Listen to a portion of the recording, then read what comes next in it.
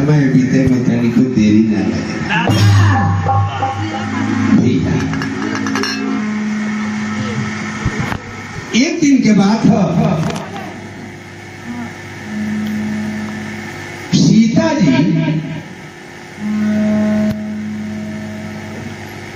केकई के लगे गईली, जाके बैठ के कुछ बात करे लगली। केकई कहली कि ये बहू लंका में गई रहलू हो।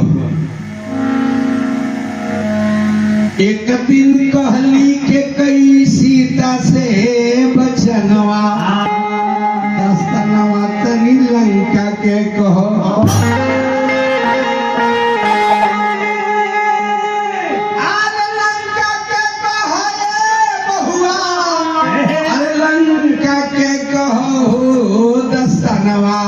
तनी लंका के कहो। एक दिन कहली के कई सीता से बचनवा, दस्तनवा तनी लंका के कहो। कैसन बारे वो नगरी के मर्दाय जनवा।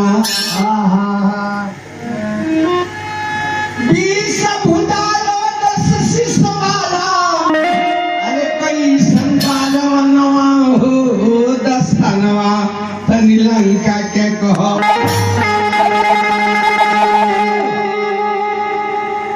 कहली सीता कहाँ ले करी ओ नगरी के बखनवा। ये भैया पानी भरस लक्ष्मी औरी झाड़ू दे पवनवा हो दस्तनवा तनी लंका के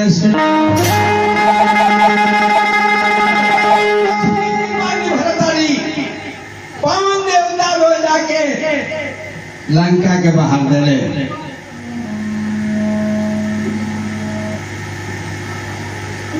औरी मैया कहाँ ले करी तोहरा से बखनवा।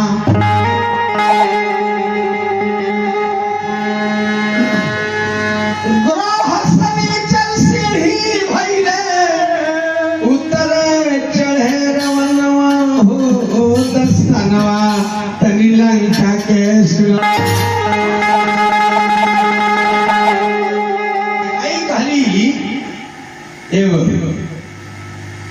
तू तो लंका में ढेर दिन रहल बालू, तनी कम से कम रावण के बारे में बतावा। जौना के 20 गो हाथ बा, 10 गो मुड़ी बा, ओ रावण के मंदोदर पतिव्रता में गिर जाली। पाली सीता जी की मैया हम रहत वाली लंका में ठीक, लेकिन खाली ओकर चरण में देख ले वाली, मुंह नहीं देख ले। तो कहली यो काम करो, चरण में के तनी चित्र है देवलिए पर बनैबू। सोजिया सीता भीत के ऊपर करेली गुदनवा। सीता का बुझली की हमरा खातिर काल हो जाए। बाकी चित्र सबके कई मनवली हो गई पूरा रवनवा हो दस्तनवा तनी लंका के सुना।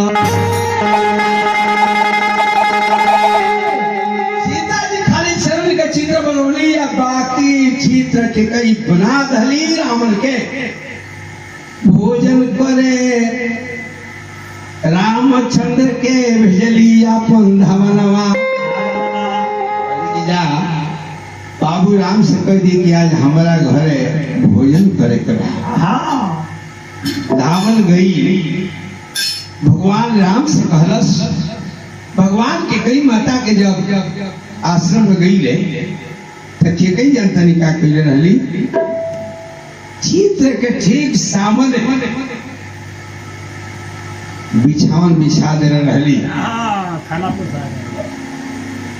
जैसे भगवान वो बिस्तर पर बैठे तले नजर दीवार पर गई।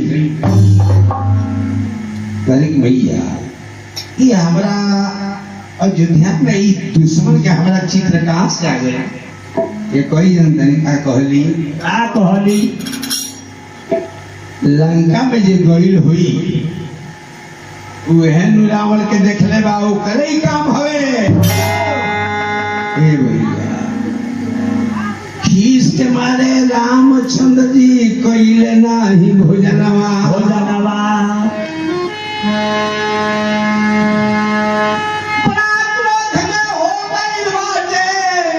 रामचंद्र के मनवा हो दस्तनवा तनी लंका के सुना।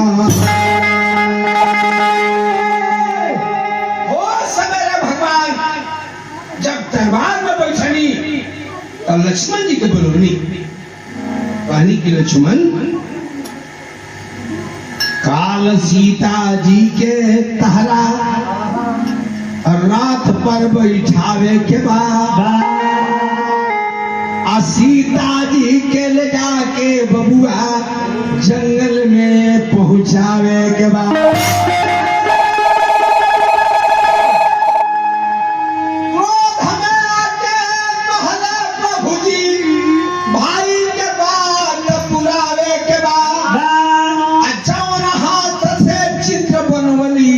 हाथ काट ले आवे। और लक्ष्मण जी सोचे लगले कि जेकरा के आइले हम आई समझली। लक्ष्मण जी पूरा रामचरितमानस उठा के देख ली कहीं सीता जी के भौजी कहल बेरा कहीं बिहारवा जितना गोनिहार बारे जितना गीत गावतर सब भौजी पर गावतर सब भौजी पर गावतर सकी जो खाता वाला बोलते हो ना उठलानी से रोटी बोल के आ बाबूजी के पथानी में छोड़ के नहीं तो बाबूजी को उठलानी में से खियाओ तो बाबूजी टाइट हो जा। अच्छा ए भैया देख भगवान के बात सुन के लक्ष्मण जी के बड़ा दुख भई।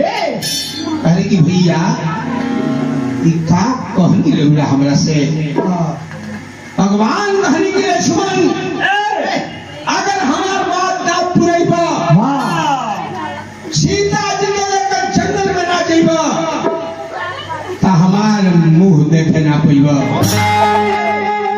देखी भैया लक्ष्मण जी वहां से चल गए कहाँ शंकर जी के मंदिर में जाके शंकर भगवान के लिंग पकड़ के रोवे लगले आ कहले कि यदि हम लंकावा में मर जईती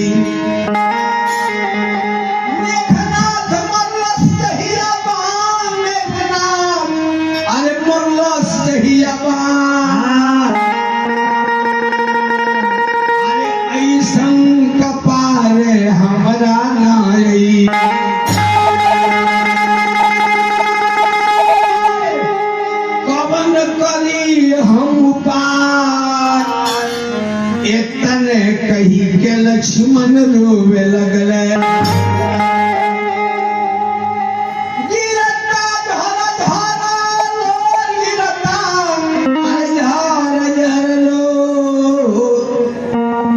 आही समय शंकर जी प्रकट भई।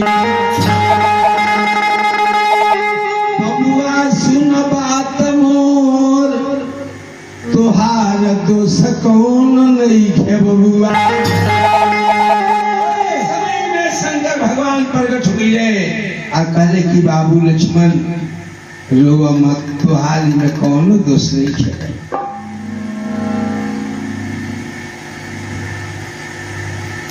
श्राप मिलल बा सीता जी के।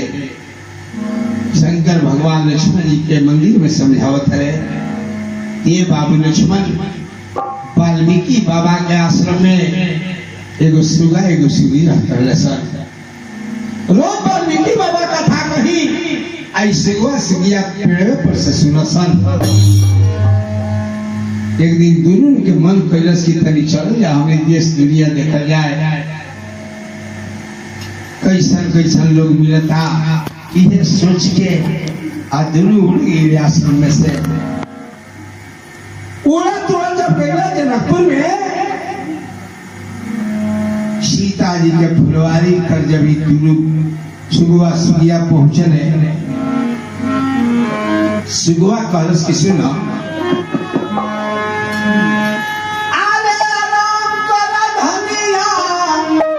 अरे आराम कर धनिया आराम कर धनिया अरे प्यारी हो सुगिया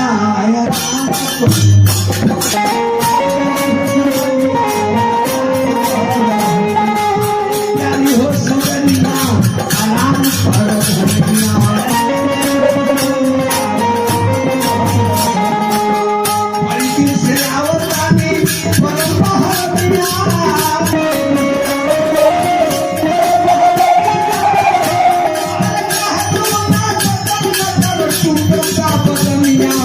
आराम कर धनिया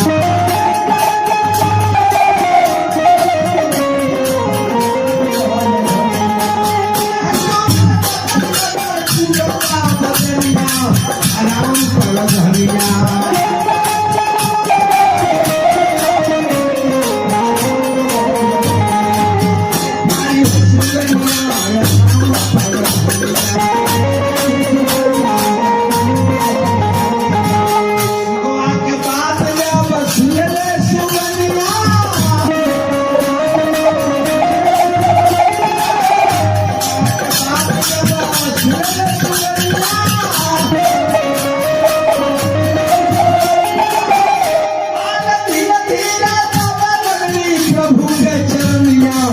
आराम कर धनिया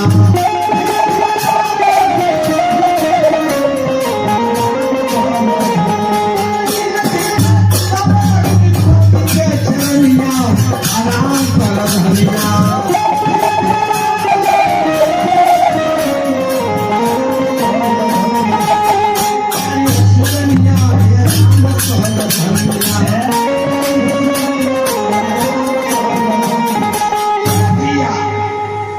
समय में सीता जी सखी लोग के संगे फुलवारी में घूमे खातिर जब अली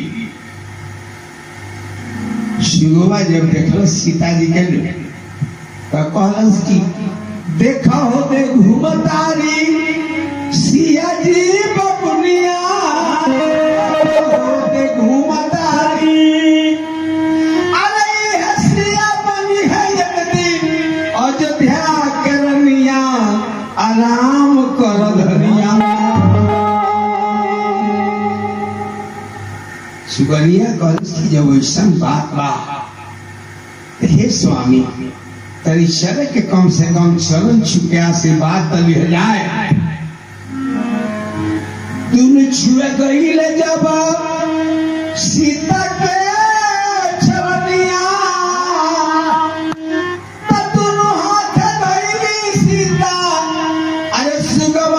सुगनिया अरे आराम कर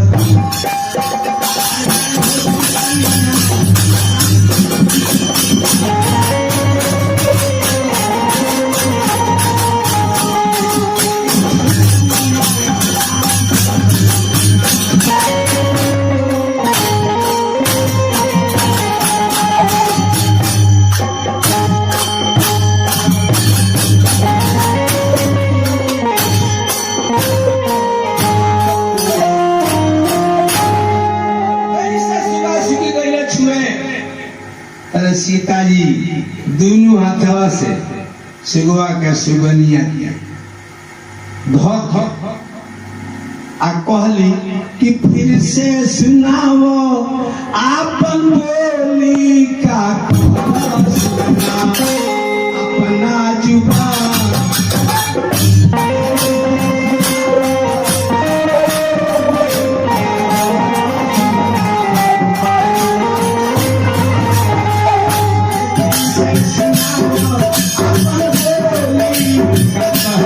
झुकना अपना झुकना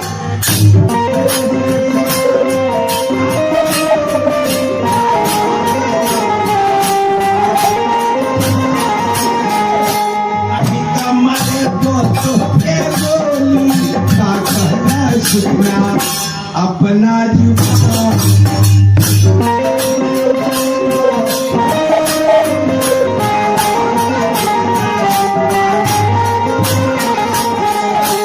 ऐसे तू जुमला कहाँ रामचंद्र यही है हमारा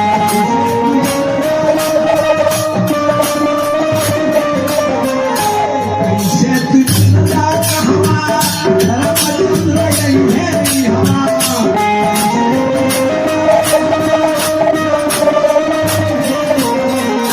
शादी हुई है हमारो भगवान से का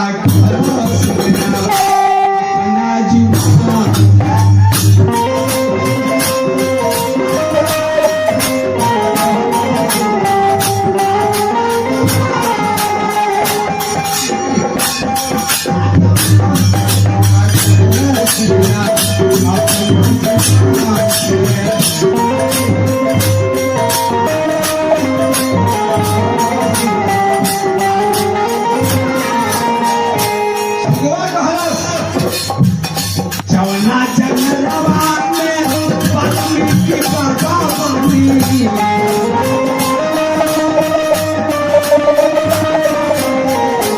ओही जंगलवा में रहिले संत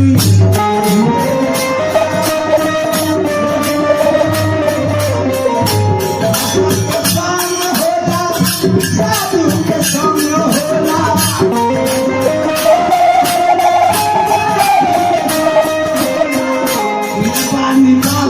के जुबान से करी सुना सीता हमरो जुबान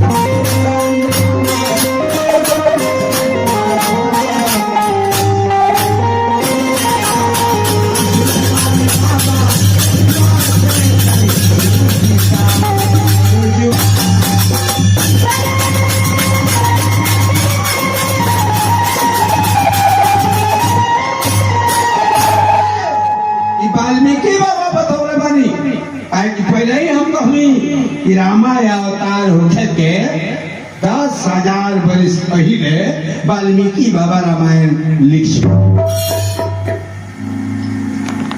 इतना सुन के सीता सुगवा के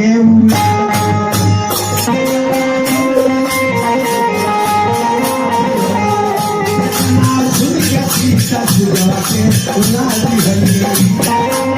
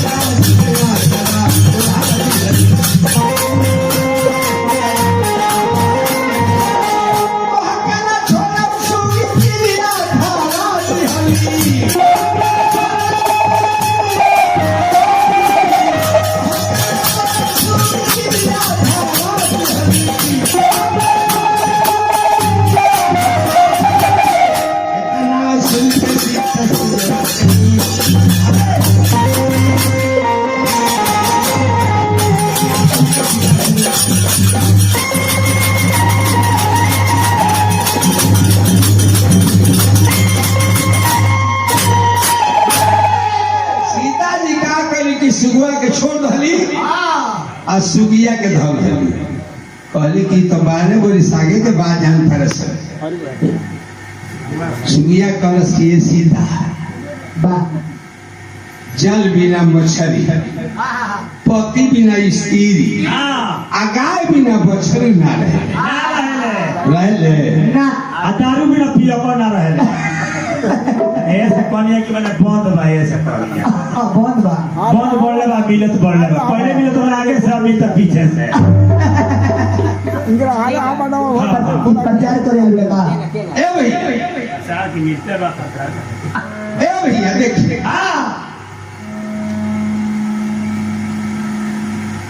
पूरा न होई सपना कल्पना कैला से, पूरा न होई सपना कल्पना काम बनी सब हरि के रटना कैला से।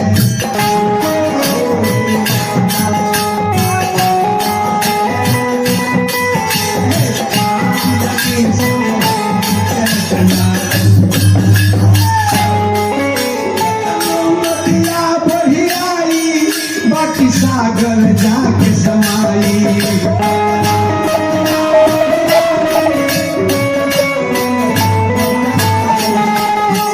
जितना गंगा के गंगा सतलुज बहलू कितनो उफान के जललो, लेकिन समुंदर के कोनो अंतर पड़ला।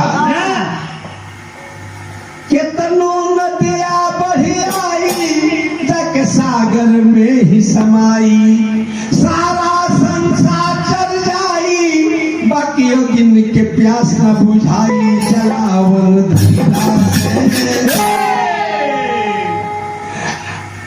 काम बनी सब हरि के रटना कैला से।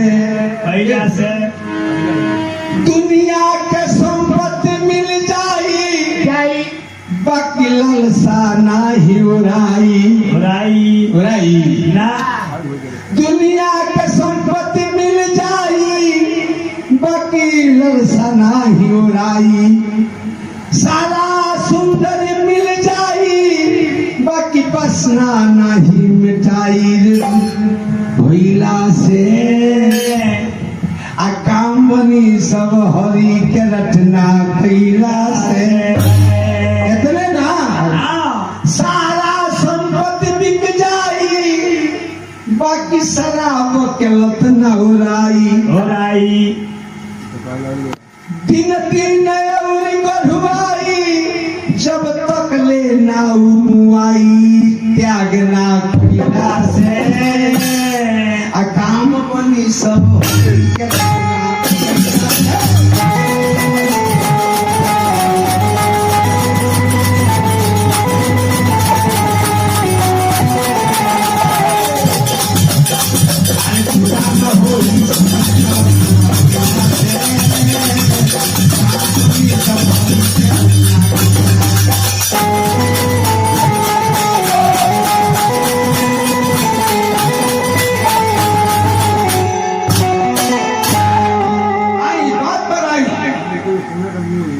कहला सुबिया के सीता,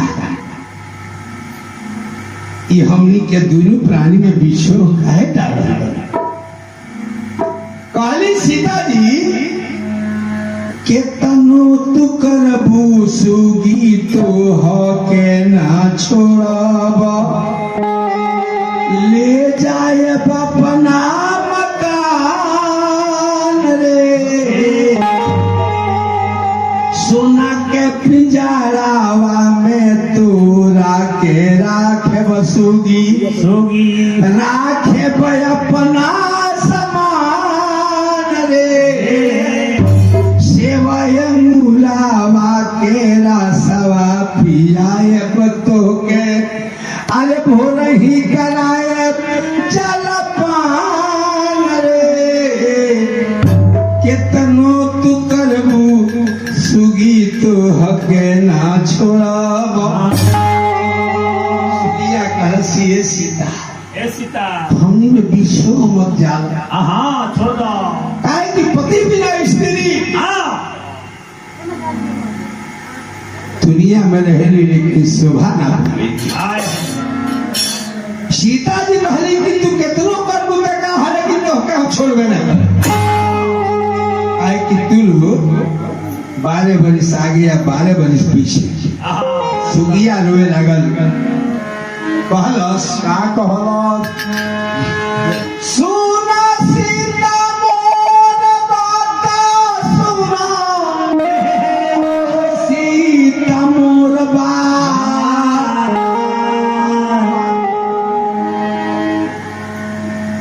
अभी हम सुनगार भौतिबा,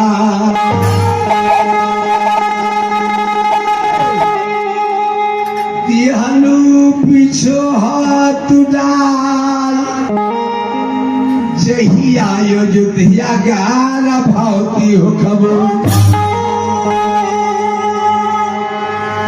राम जी दी है निकाल राम जी अरती है निकाल तर तर के ठोकरा तू खई मुसी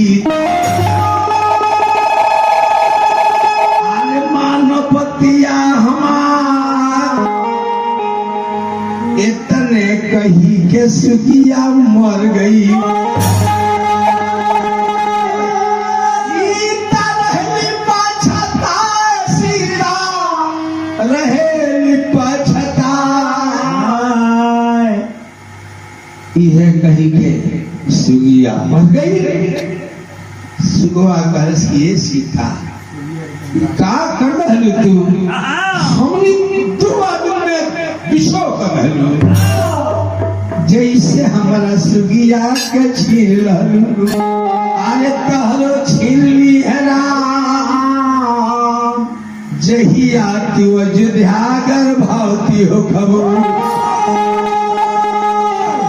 राम जी दी है निकाल राम जी दी है निकाल इतने कही के सुगो मर गई अरे सीता रहली पाछता उहे सुगयो घाव में धोबी भई अरे सुगिया भइल उनकर नार उहे सुगयो घाव में धोबी भई ए बबुआ लक्ष्मण तारा भैया के जो ड्यूटी दूध तो के दिया तो भला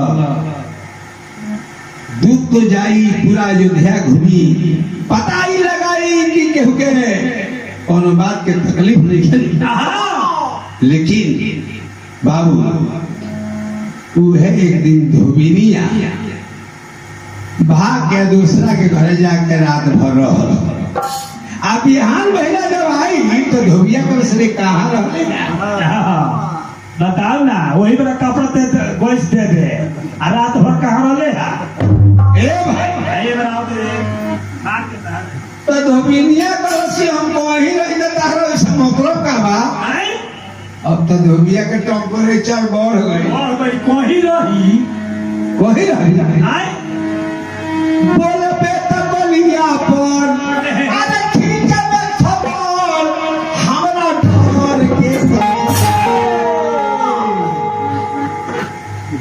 बोले बेटा बलिया पर अरे ठीक है मैं खबर हमरा आ तुम लोग बता रहे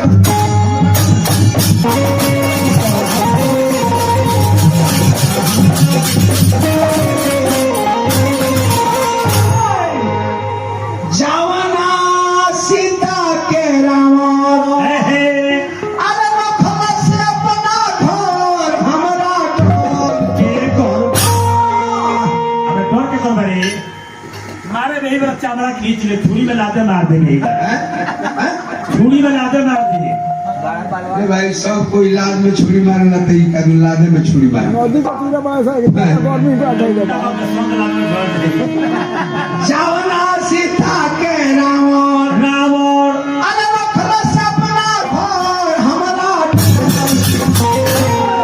राम जी रखले अपना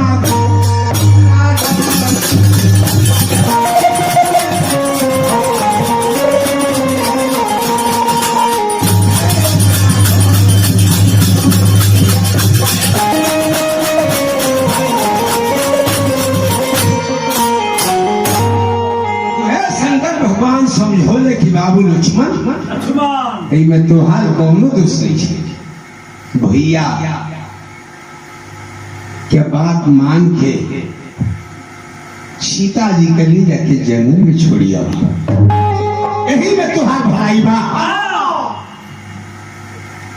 10 के सवांग बारे एक मत से बारे तो सब संपत्ति परिवार में बा भरल बा भैया हाँ जहाँ सुमति तहाँ संपत नाना हाँ जहाँ कुमति तहाँ विपत्ति भी नाना उ 10 में से एगो भाई बेईमानी करे लगी तो परिवार बिखर जाई। बिखर जाई। जैसे रमैया जी ये अपना भाई से बेईमानी कर रहे, जमीन ना पाए लगन, एक हाथ जमीन खाती अपना भाई की गणासी चलाते हैं। अभी ले गर्दन पर चीना बजे ठुक है। इतना रोड दरवाजा लोग चार भाई बाबा चार्ज हो गए।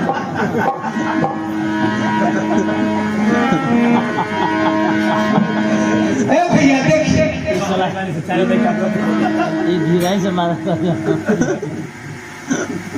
शंकर जी के बात मान के लक्ष्मण जी मंदिर में से आओ तारे आजा तारे कहवा सीता माता कर गए आजा कहले कि ये मैया ए भैया भूत सवेरे रथ पर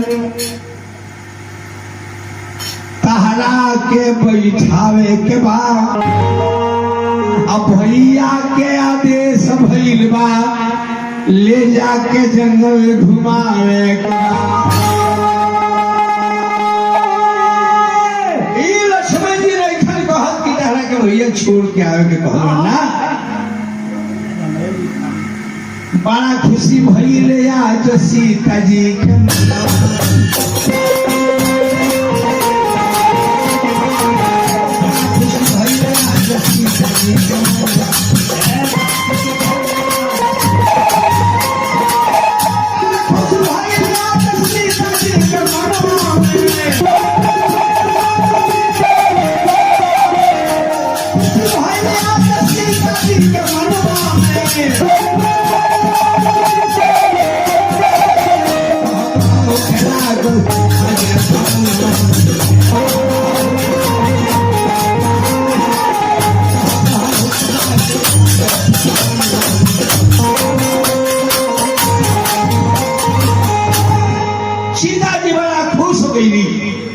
कि चला जंगल में चल के ऋषि महर्षि से दर्शन करे।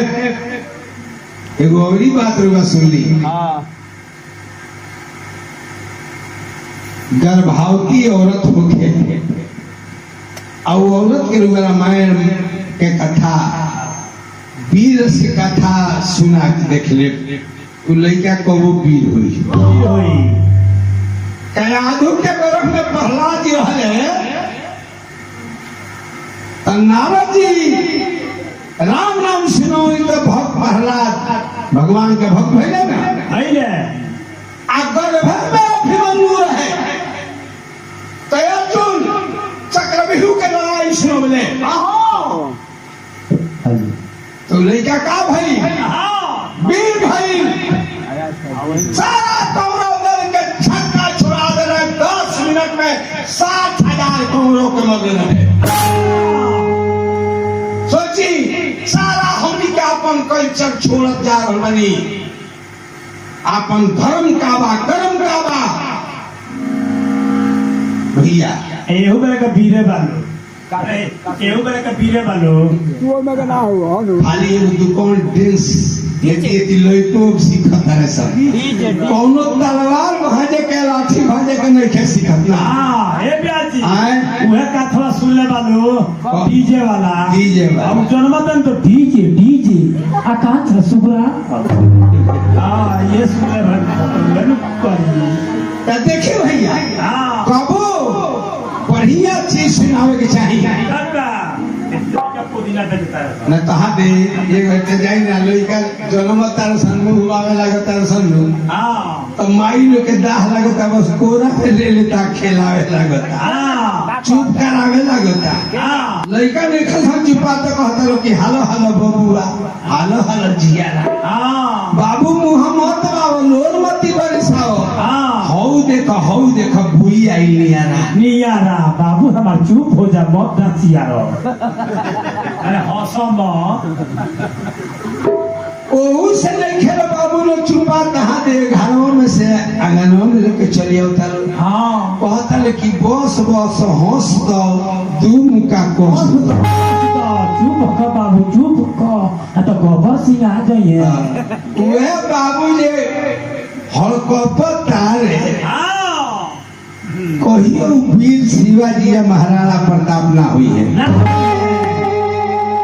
ओहू से ही बाबू ने खची पाता गाना में सदुआर पड़ के चली आवता लोग कहता कि ऊरू आइल कुकुर दूर हाँ अतल लइकवा के माई के जो लइकवा के बाप की ओर पड़ता पड़ता लइकवा के बाप नाक पर बैठल बरे हाँ आ लइकवा के माई जब देखते तो कहते कि हऊ देखो बैठल वाला मारा देखी तो अंतर बा भैया सबका अंतर बा लामर खा ये कलयुग है सारा आई करे लोग के उल्टा हो गई बा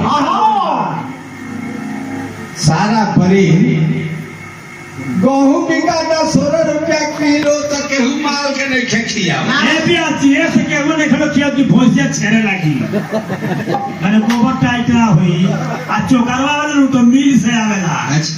ओने विटामिन ना खाली खोइया हां वो गोबरवा बांध गया ला चिपरी पतागा सब एक नॉलेज बा भाई हां देख आ चोकर बिकाता 21 रुपया किलो तो लोग क्या होता नहीं थे हां तब कहां कर दारू बिकाता है 80 रुपया से ऊपर में है कितना वो हेती की फ्रूटी बोलता 220 रुपया दाम हो गए फ्रूटिया के हाँ?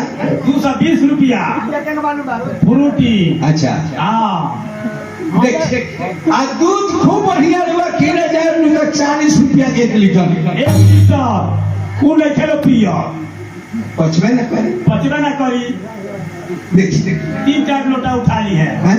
मैंने 3-4 लोटा उठा ली है हम हल्का मरिया उबाल के रख हाँ। ना कैस बनाई ना कुछ अच्छा तो 3 बजे ले खाना खाइए कोनो बात नहीं हाँ यही से भैया हाँ कलयुग के उत्तम बाटे असब कर उल्टा मोती निमन के हु ना पूछे अपाउर पर भीड़ जुटे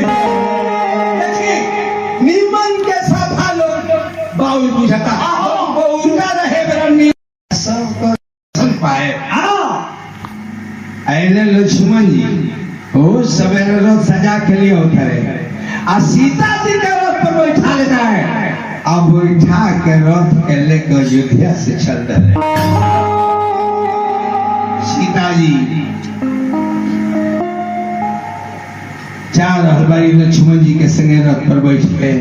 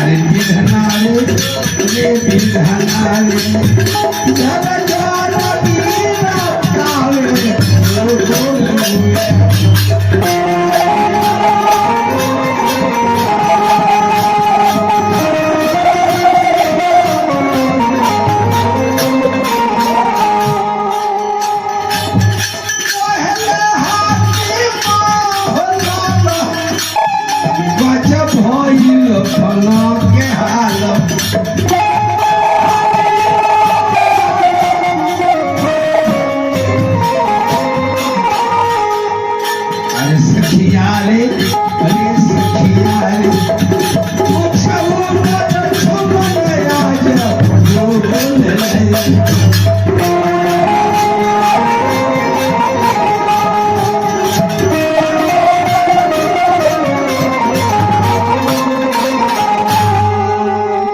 भैया लक्ष्मण जी जब जंगल में लेकर सीता जी के चल गई रे, कुछ बोलत नहीं थन। सीता जी के मन में कुछ शंका होने लगल कि आखिर बोलत काहे नहीं, का बात बा? कहे कि बाबू का बात बा, काहे नहीं बोलत, काहे नहीं कुछ कहा? तन तकवा हमरा ओरिया। लक्ष्मण जी जब सीता जी को तकल है तो झरझर आंख से लोर गिरे लागल। सीता जी कहे कि बाबू आखिर बात का बाकी होता बा? काहे रोता बाबू? का बात बा? कहले लक्ष्मण जी की मैया, जहिया मेघनाथ हमरा के बाण मरलस, लंका में हम मर गई रहती कि हमरा आंख से देखे के नौबत ना आई। कहले कि का बात बा बाबू, का बात बा?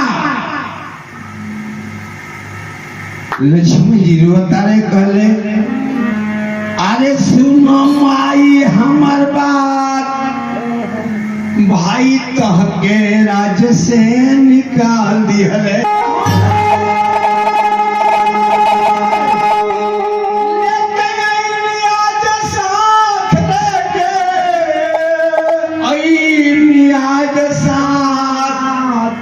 जौन हाथ चित्र तू बनवले बारू, काट के मंगले बार हाथ, जौन हाथ चित्र के बनवले बार। सीता जी की बाबू रो मत हमार बाबू, ये विपद केहू के नहीं छोड़ ले, केहू के नहीं छोड़ ले। सुना, दुख सुख संगे होला, दुख में जे घबरा जाला वो इंसान ना कहला।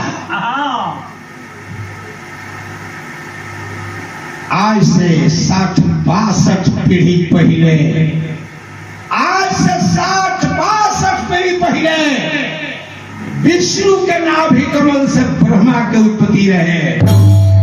ओ ब्रह्मा के 16 पुत्र भइले, जौन 16 ब्राह्मण पहिले, जिनमें 3 जना उत्तम भइले, गर्ग गौतम सांडिल, 13 जना मध्य भइले।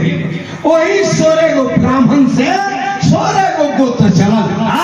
वही ब्रह्मा के मरीचि के कश्यप, कश्यप के सूरज के इक्ष्वाकु के अनेना के विश्वरंधी के चंद्र के भुनास के दिनहास के कितास के हर्यास के निकुंभ के मंधाता के तिरसे के तिरबंध भइले, जौन तिरशंकु कहिले। वही तिरशंकु के बेटा हरिश्चंद्र भइले, जे सत खातिर काशीपुरी में जाके भी कहिले। ओ हरिश्चंद्र के रोहितास, जेकरा के फुलवारी में नाग नसलस, ओ रोहितास के हरित के चम के सुदेव के वसुदेव के भालू के ब्रिक के बाहु के राजा सगर रहले, जेकरा 60,000 बेटा रहले, जौन की कपिल मुनि के श्राप से 60,000 जल गई। उनके लोग के तारे खातिर गंगा जी के जरूरत पड़ल। असमार रहले, गंगा जी के लिए के कोशिश करे ना आईली, असमंजस भइले, उहो ना दिले, दिलीप भइले, उहो ना दिले, तब भगीरथी भइले, जौन की धरती पर पतित पावन गंगा जी के लेके आई। भगीरथी के स्वरूप के नाव के सिंधु द्वीप में खंबांग के बीच के पूसा के दशरथ के दीर्घायु के दिलीप के रघु के वंश के राजा दशरथ, और वही राजा दशरथ के 4 भाई भइल। तहरे खानदान की बात है बाबू, तहरे खानदान के बात। अरे तहरे खानदाना में और चंद्र राजा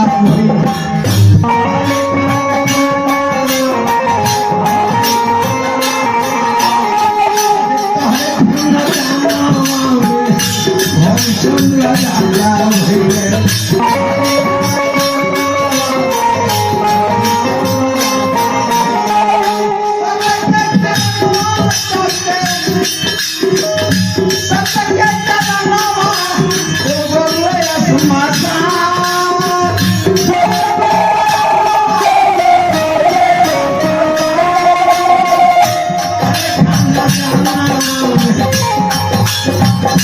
ऋषि दधीची भई है अपन हटिया के कइले रहले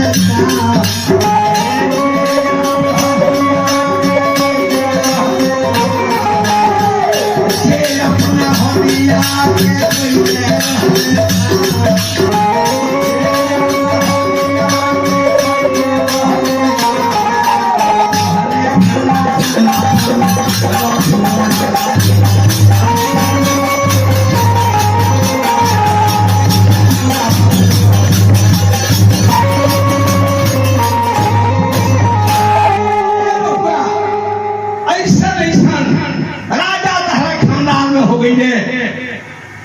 जो 360 रानी के लागे जा रहू ब्राह्मण के दान दे रहले तोले विपतिया बाबुई हो जे नहीं खे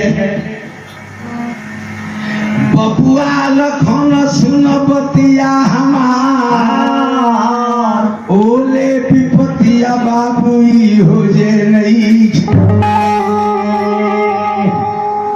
पहले लक्ष्मण जी की भैया के आदेश बा जंगल में छोड़ के चली आवे के कहीं ठीक बा बाबू भैया के आदेश से माना हमरा के तू जंगल में छोड़ दो तो कहली कि भैया तुहार हाथ काट के मंगले बने जाओ ना हाथ से तू रावण के चित्र बनवले बड़ी जी रथ से उतर के एगो अशोक के गाछ रहे वही जाके बैठ के रोने लगली कि हे अशोक तू लंका गढ़ में हमके दिहलो सहारा ओ कराले आज भी पतई हो पर गई लिहा कपा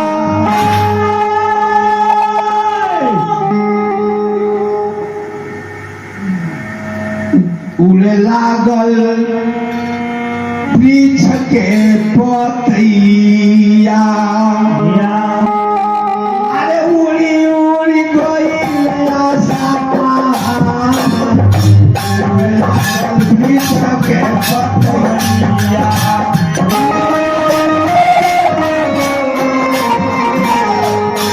वृक्ष के पतैया उड़ी उड़ी जगाया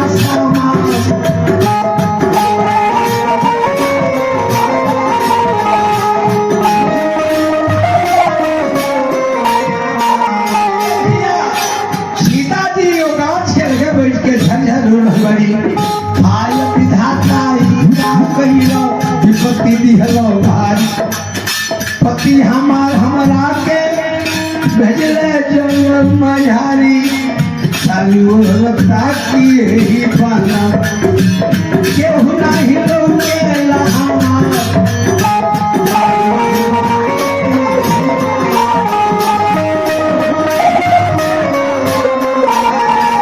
लगता कि ही पाना केहू नहीं लौकेला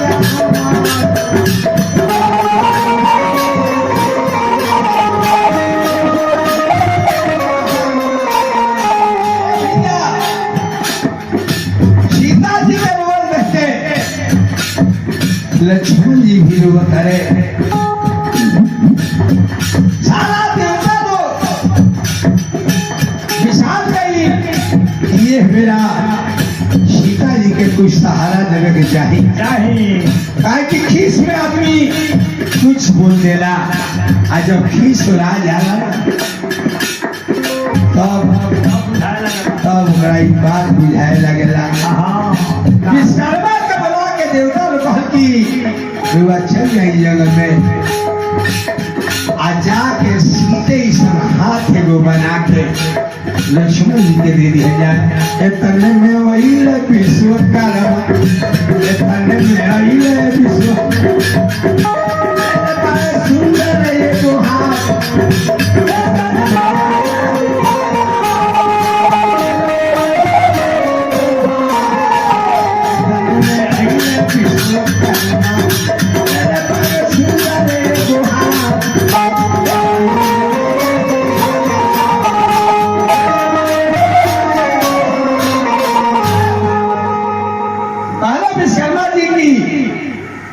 बाबू लक्ष्मण खीस में तार भैया और सीता जी के हाथ काटे के कहले बड़े। अब ये खीस खत्म हुई, अब पूछ दी है कि तू के रहला सीता के हाथ काटे वाला, का जवाब दे तो हई हाथ ले लो, ले जा अपना भैया के दिखा दी है, और जोधिया के लोग देख ली कि गलती के सजाए का होला। लक्ष्मण जी वो हथवा के लेके रथवा पर धो रहे, आ धो के रथ घुमा के जब लौटे लगले, सीता जी अकेले जंगल में भैया 8 महीना के गर्भ रहे सीता जी के, 8 महीना के।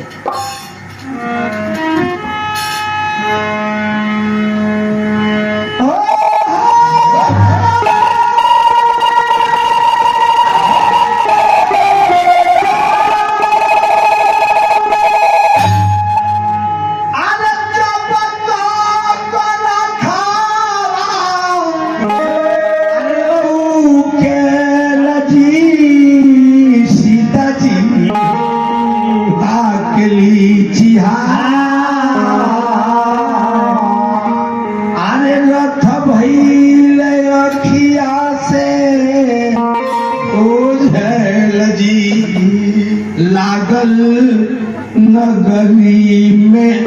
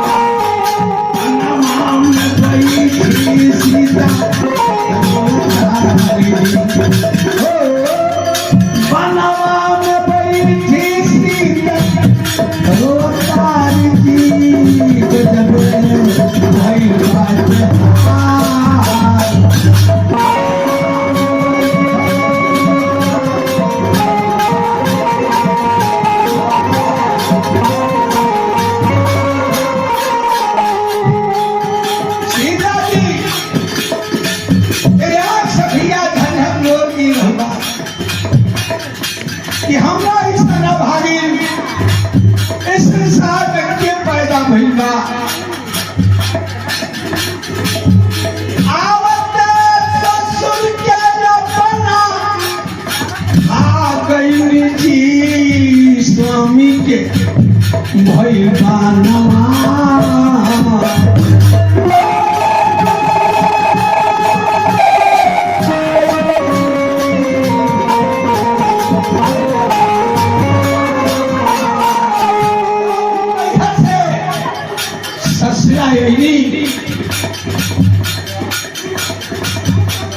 पति देव के हमरा बनवास हो गई, ससुर के हमरा मौत हो गई। हमरा ऐसा केहू नाया भागिन भाग्य जी, ये हमरा ऐसा केहू ना अभागिन भाग्य जी, एकर करियो बना।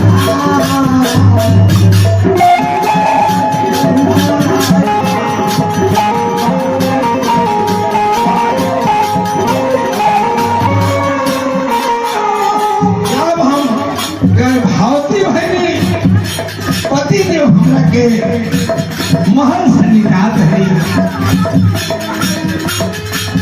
चलली हाथ में सीता गंगा जी में जी केहू पकड़ल।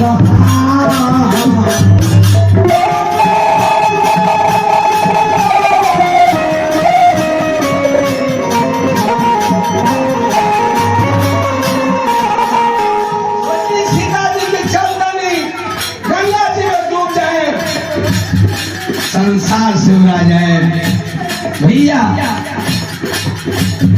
जैसे कहनी कि पहाड़ पर चढ़ के गंगा जी में कूद जाई, चलनी हाथ डूबे सीता गंगा जी में जी केहू पकड़ल हाथ। काहे बेटी तू डूबतारू जी, भेदा भेदवा बता।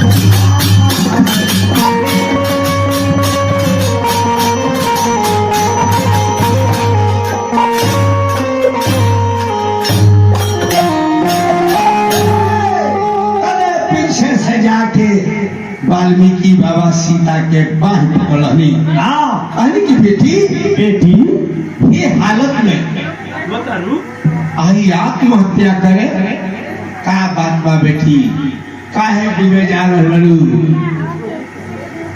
सीता जी सारा बात शुरू से लेके अंत तक ले बाबरे हाला मत करलो। यदि हो ना काटी के तेल कोटा उठे लगो। ए भैया सारा बात सीता जी बतौली। वाल्मीकि बाबा कहनी की बेटी अगर ये मेरा तू डूब जाइबू तो ये हमारा रामायण लिखल बेकार हो जाए।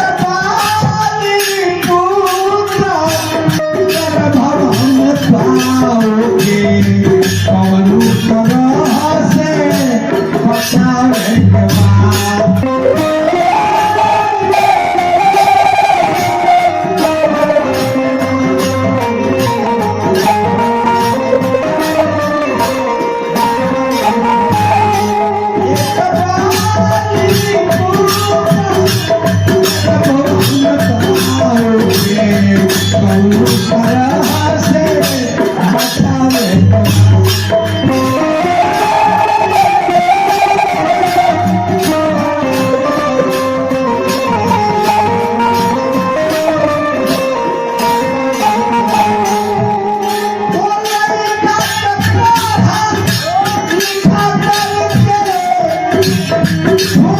सोचो क्या बनावे के बाद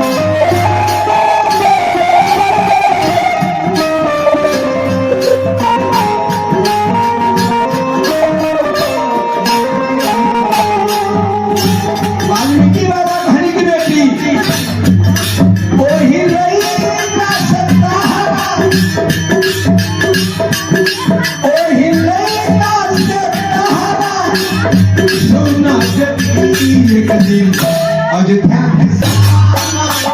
मिटावे के बाद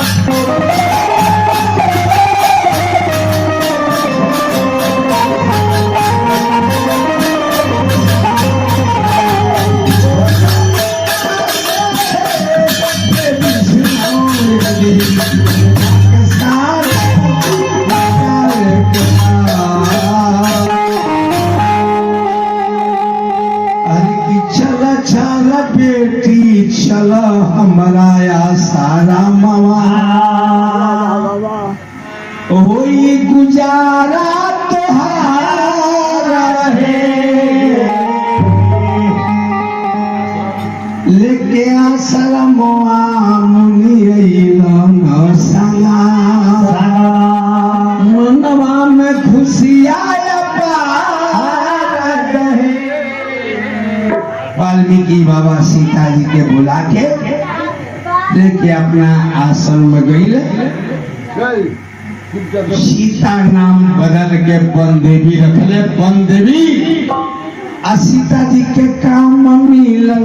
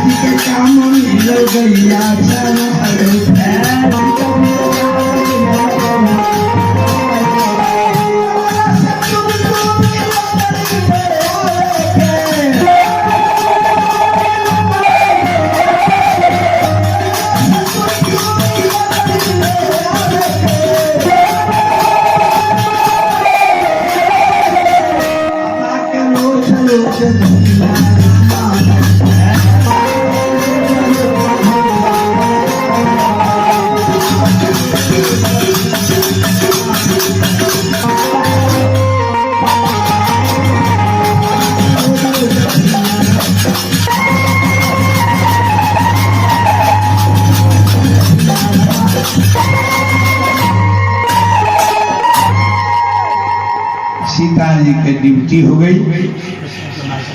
समय बीतल भैया वो जंगल में वाल्मीकि बाबा के आश्रम में सीता जी के समय बीतल।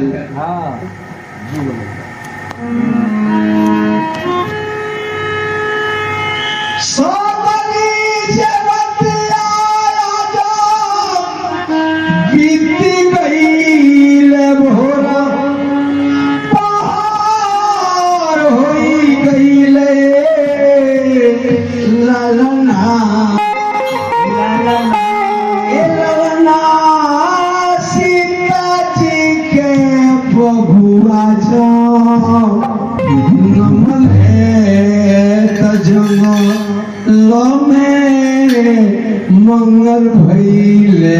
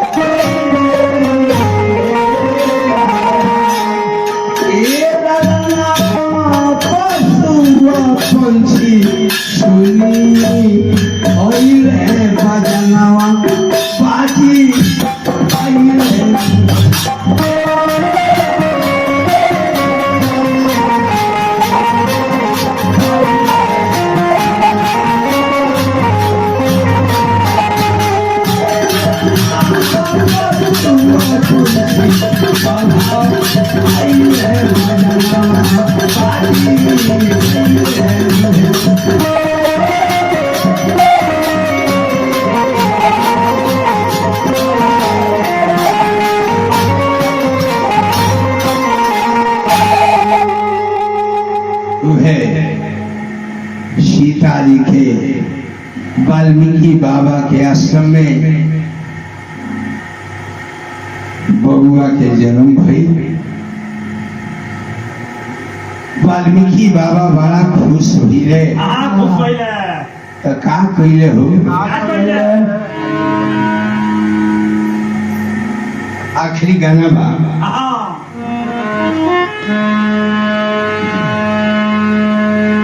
जंगला से दूरी लकड़ी जंगला से दूरी लकड़ी हाथी हथुनिया अरे हाथी हथुनिया से पोसनी जिया अरे बगिनिया हो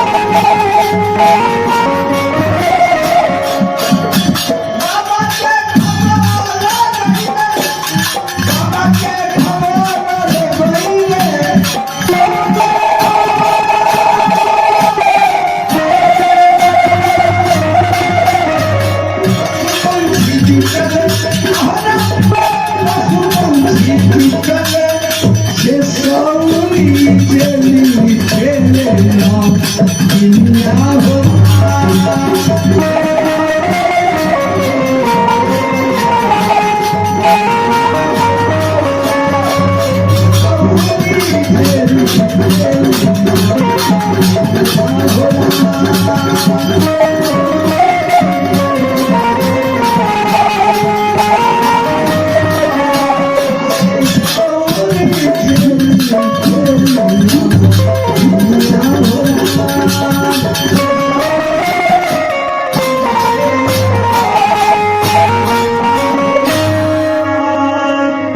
भैया ओहिया बाबा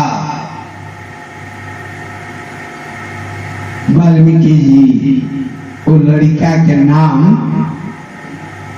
लौ रखने आ कहली की बेटी ए लड़का के पोस सीता जी